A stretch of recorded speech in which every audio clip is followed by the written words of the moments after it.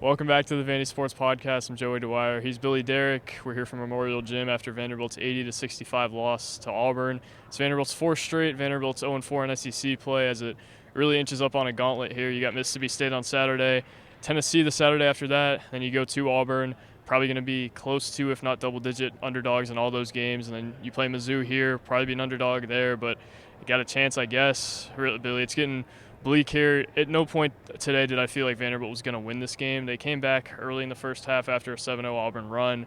From there, Auburn went on a 22 run, and this one fell all but over. It was 41-24 at halftime. We were doing the Diego Pavia rapid reaction. We said, this one got late early, and it felt like Vanderbilt didn't really have a chance here. There's more talent on that Auburn team. What really stood out to me was the depth as well. You bring Katie Johnson off the bench. That's a guy who would probably start for most of the SEC teams. Trey Donaldson's a guy who's proven it in the league before.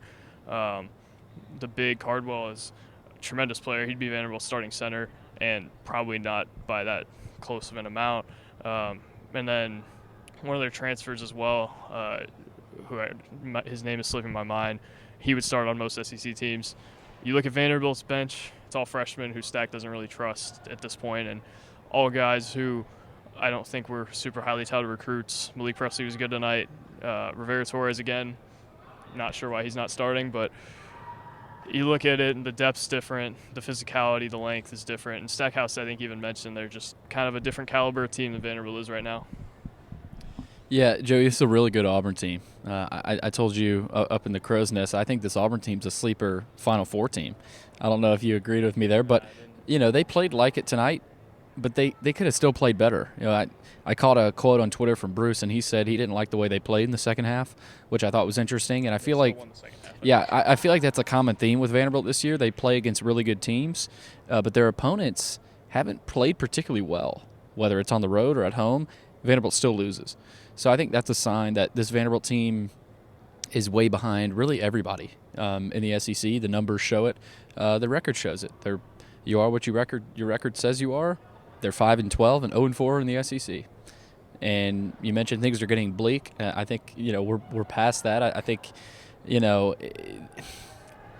don't know where to go with this team. I don't really know what to say anymore. And I'm out of respect. Like I like the guys in this team. They're playing hard. Again, not all the time. I do see some slips and some effort. That probably happens with every team. But, yeah, I think this was – and Stack said it after the game. He said he thinks this wasn't necessarily all about Vanderbilt's self-inflicted mistakes because they've had those in games, especially in the first 4 SEC games.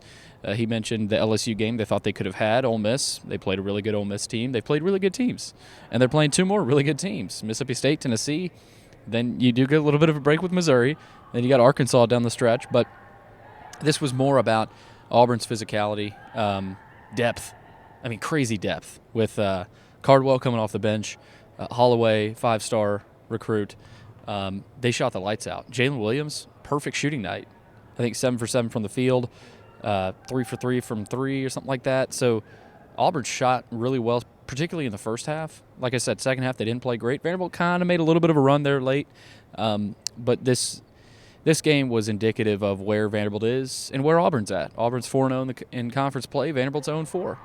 And it's hard to come up with many positives. I think Stack is kind of saying a similar thing right now. Like he knows where his team's at right now. He believes in his team. And talking to people around the program, I think they – everyone believes, but it's just when is it going to happen, right? When is it going to turn? Because we said after the Alabama game that we were encouraged. I mean, honestly, we were both encouraged. Now, what does that – to an extent, you're like, what does that look like? What does flipping the switch look like? I don't know. I don't know. Like, is that a moral victory? Is that a 3-point loss instead of a 20-point loss? I don't know, Joey. But at the end of the day, this team has to find something. I mean, if they could get a win in these next couple of games, whether it's Mississippi State or Tennessee, it's going to be tough. Those are 2 really good teams. I made sure to ask Stack, is this the best he's seen in the conference since he's been here? He didn't admit that it is. He has to kind of wait it out a little bit, but he did say this is the best Auburn team he's seen since he's been here. And I think Auburn, they may not even be the best team in the conference. They're probably the third or fourth, fifth best team. So you got Tennessee coming up. Doesn't get any easier. Mississippi State in Starkville, right? So It's going to be tough, Joey. I thought the crowd in here was pretty indicative, too. I tweeted, I said I thought there were upwards of maybe 5,000 Auburn fans here tonight, which is a sign of the times. So, again, I don't know where to go, similar to the football season, and we'll just kind of keep plugging away. Yeah, we'll ration our takes at some point, but again, turnovers, 11 of them tonight. It's not a terrible number, but Auburn scored off of them. Biggest issue tonight, I think, offensive rebounding. They have, 19 second chance points. Rebounding as a whole, really. And then three-point shooting. Jerry Stackhouse said the sky isn't falling. It's going to continue to fall if they shoot 22% from three. Like this, there's a really, really small margin for error here. And if you can't shoot it better than 22% on a team that he thought was full of shooters, you can't win games in this league. You can't beat anybody, really.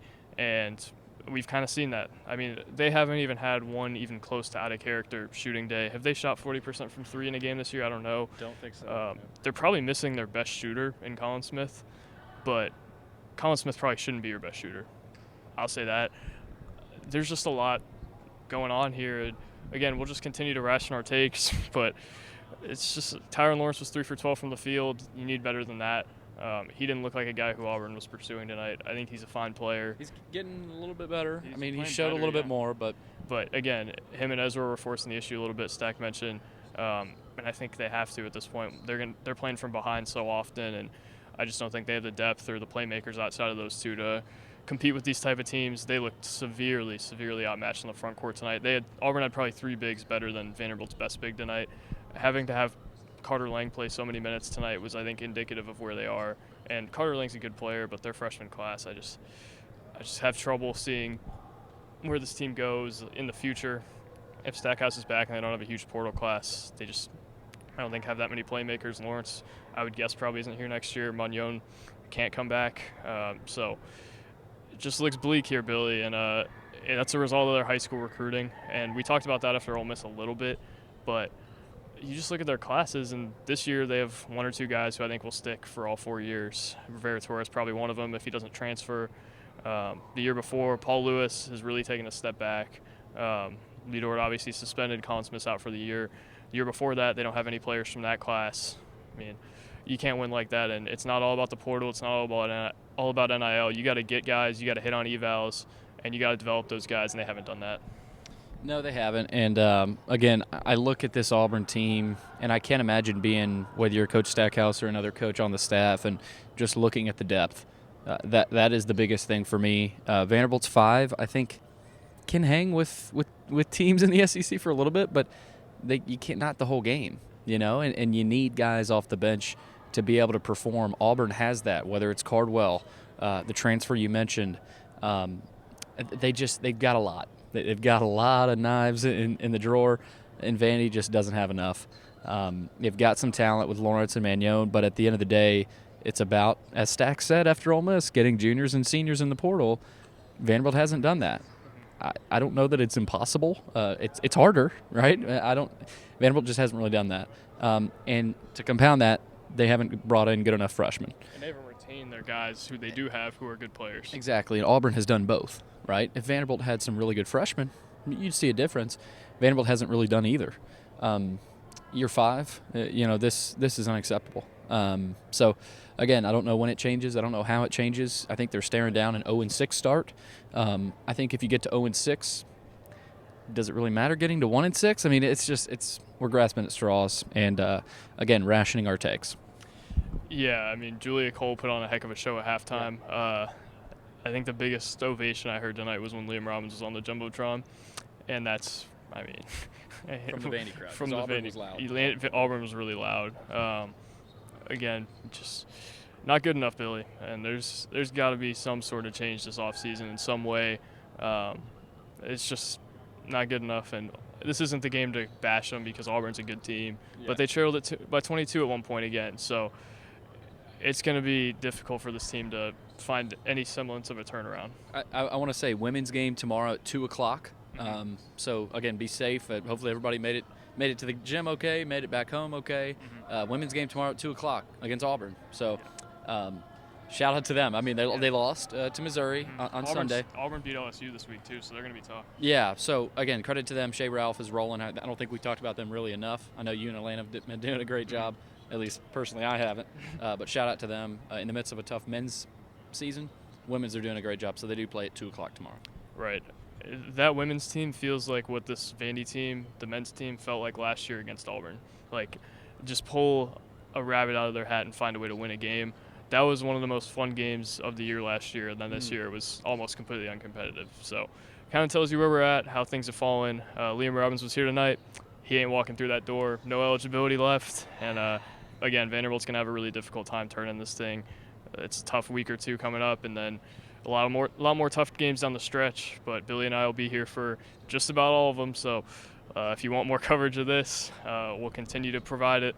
If not, hurts our pockets a little bit, but I guess we can't say we blame you. Thank you guys for watching. God bless, and we will talk to you later. Peace.